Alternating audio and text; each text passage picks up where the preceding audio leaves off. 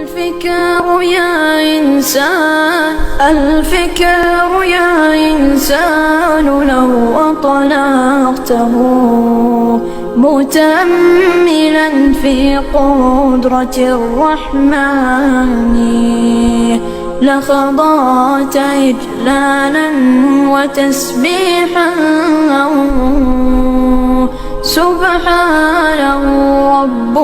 عظيم الشان يعلو ولا يعلى. فرعيسا لباد دقمدا يغوري aad iyo aad waxaan ugu mahad celinayaa macallimiinta maxadkaasi oo dadaal dheer ku jira sida arday tayo leh waxbarasho diiniya ay noo soo saaraan cid kasta oo xafladan ka soo qayb gashayna waan soo dhaweynayaa waalidiinta culimada haweenka dhamaantood kullay anigu waxaan u kacay waa furitaan iminkana waxaan doonayaa inaan ku soo dhaweeyo ardayga koobaad ee inoogu furaya quraanka waa Cabdixaafid Salebaan Jaamac. إن تبدوا ما في أنفسكم أو تخفوه يحاسبكم به الله يغفر لمن يشاء ويعذب من يشاء والله على كل شيء قدير. آمن الرسول بما أنزل إليه من ربه والمؤمنون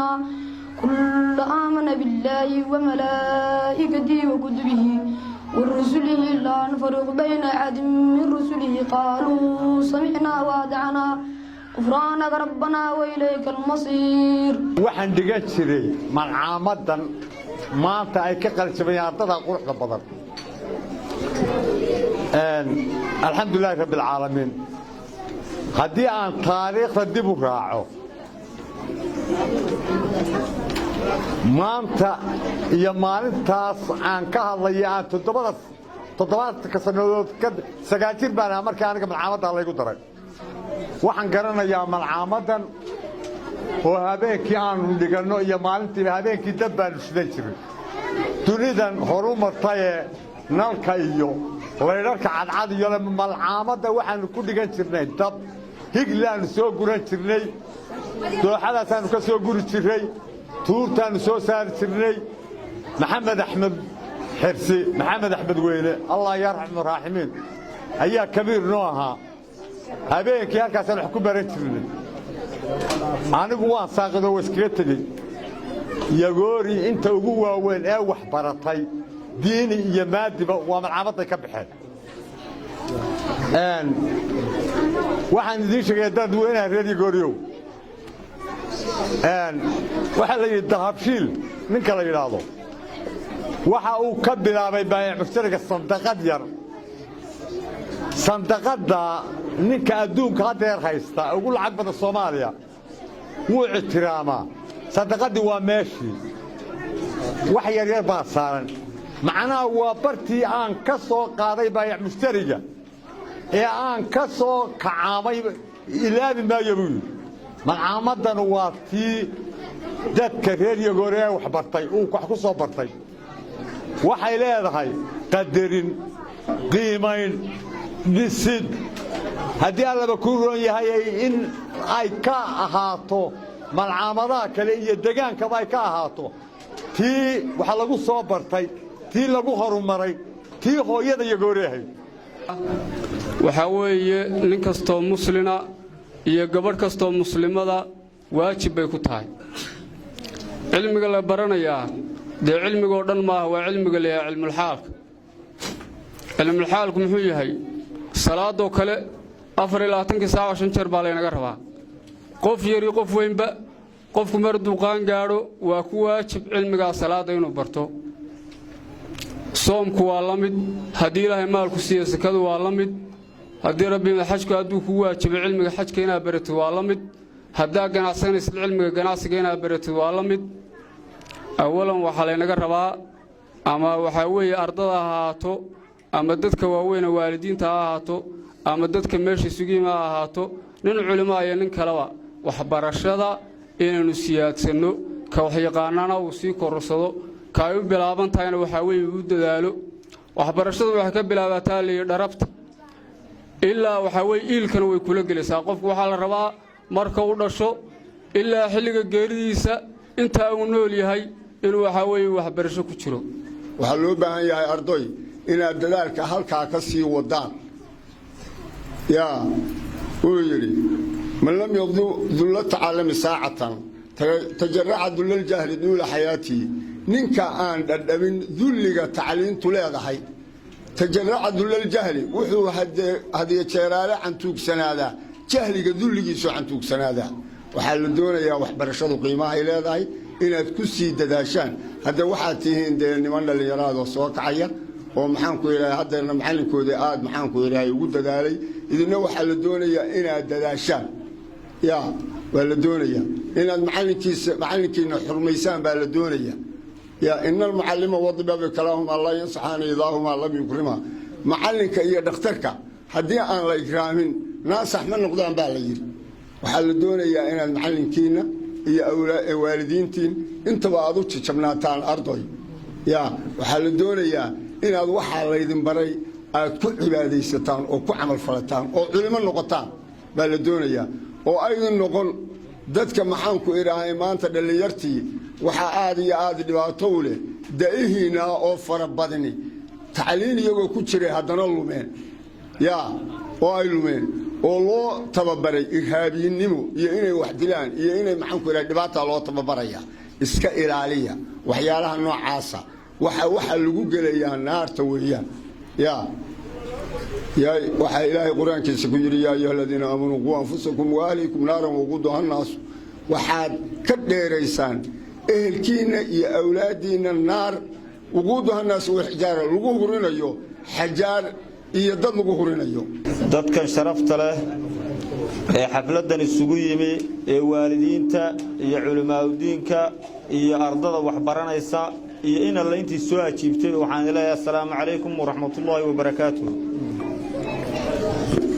bacda salaan wacdigii iyo waanadii culimmadii hore ayaa inoo dhammaysay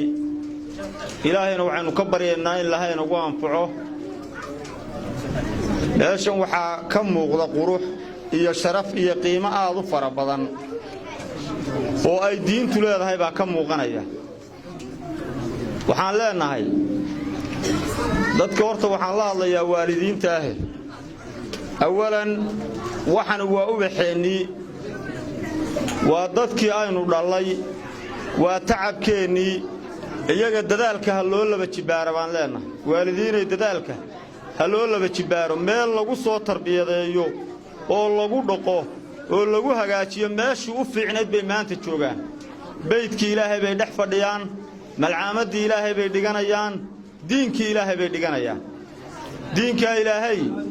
waa kii aynu ku dhaqannay ee ku dhisannay ee aynu intaa ku soo leekaanno ummad muslimiina baynu nahay inaynu u dadaallo oo kor u qaadno oo cisayna baa la doonayaa qofku markuu waxbarasho kala dhiganayo qofku lacag buu la daba taagan yahay wuu daba ordayaa saacad walba waxaan aakhiraba anfacayninoo farhunguriya baa loogu dadaalayaa laakiin ta waajibkaa in loo dadaalo waa kalaamkaa ilaahay waa waxbarashada diiniga ayaa waajiba inaynu u dadaallo oo kor u qaadno oo aynu cirkaa marinno ummadahan kale ee haddeerto aan islaamka ahayn baa waxay inagu khasbeen inaynu yunifom u xidhno carruuraheennii oo la yidhaaho maanta wuxuu marayaa fasalafaraad buu marayaa kadaa buu marayaa dugsi saruu marayaa hadda iyadoo iyana ay sunno tahay in waxbarashooyin kale la bartaa haddana ka waajibkaa inaynu u dadaallo oo dharka u maydhno oo yunifom qurux badan aynu u gelinno oo soo sharafno waa diinkaa ilaahay baa lambar wankaa kalaamkii ilaahay qof baranaya qof ka sharaf badani ma jiro waxa laynagu soo barbaariyey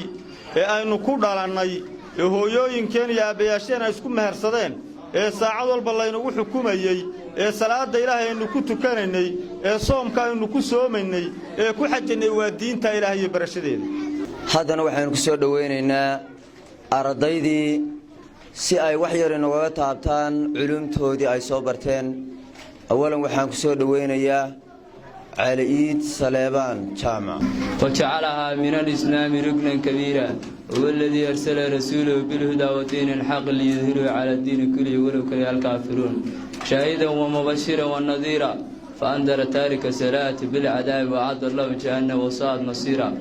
وبشر من حافظ عليها بالسعادة وقوله تعالى قد أفلح المؤمنون الذين في صلاتهم خاشعون أحمده وأشكره على مواهب الإنعام والإحسان استغفروه وأشهد أن لا إله إلا الله محمد رسول الله سيدنا ولد العنان اللهم صل وسلم على سيدنا وحبيبنا محمد وعلى آله وصحبه وسلم كل ما ذكر الذاكرون أما بعد فيا عباد الله أوصيكم نفسي أولا بتقوى الله تعالى وداعته الحديث عن جابر رضي الله تعالى عنه قال رسول الله صلى الله عليه قال سمعت رسول الله صلى الله عليه وسلم صحابة النبي كمد مجلس اللورنشي جابر رضي الله تعالى عنه لا يكره نقده حلي النبي حكى مغلي صلى الله عليه وسلم سقوله إن بين الرجل وبين الشرك والكفر ترك الصلاة شخص كفر النوم ينو إلى شريك يلو حكى إنه صلاة كتبه رواه من حديث قبلنا إلهي بحولي إن الله لا شريك له من بني إلهي بحولي يقول والله أحد قل نبي محمد والله إلهي أحد وكلي قل والله إلهي أحد وكلي عن جابر عن بريدة على رضي الله تعالى عنه قال رسول الله قال سمعت رسول الله كان عنه صلى الله عليه وسلم صلي على محمد خير النبي الرسل ودي من نقص من حديث العدة كل واحد أتى وحيدا أولها صحيح وما تسأل اسناده المسأل أو يعرف عربي عرضه بدعاء مسلم معتمد في الدين والنغلي الحسن المعروف ودرغ الغدة رجاله لك سعير الجدار رجاله الدبدير وعزاله الديار ولاده الديار ولو يشعر كسر رسول الله إلى الناس كافة وآخر الأنبياء وإمام الرسل بماذا جاء؟ جاء بدين الذي لا يقبل الله ومن جامة الدين غيره منهم أي قبيلة أبوه؟ من نسل سادات قريش وأشرف قبيلة في مكة المكرمات بماذا يتصلون النسب؟ يتصل بن إسماعيل بن إبراهيم عليه السلام ما الإسلام؟ هو الدين هو الدين الذي بعث الله هو سيدنا محمد صلى الله عليه وسلم لهداية الناس وسعادة. ما معنى أشهد أن لا إله إلا الله؟ معناه معتقدوا أن الله واحدهم لا شريك لهم في عبادته ولا في ملكه. ما معنى أشهد أن محمدا رسول الله؟ معناه معتقد سيدنا محمد رسول الله لجميع خلقا ويجيب الدعوات فيما أمرهم ويجيب الدعوات فيما أمرهم وتصديقهم فيما خبرهم واجتناب ما نهى عنه.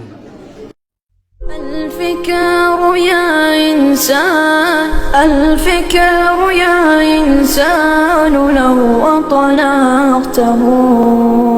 متأملا في قدرة الرحمن لخضعت إجلالا وتسبيحا سبحانه رب عظيم الشان يعلو ولا يعلو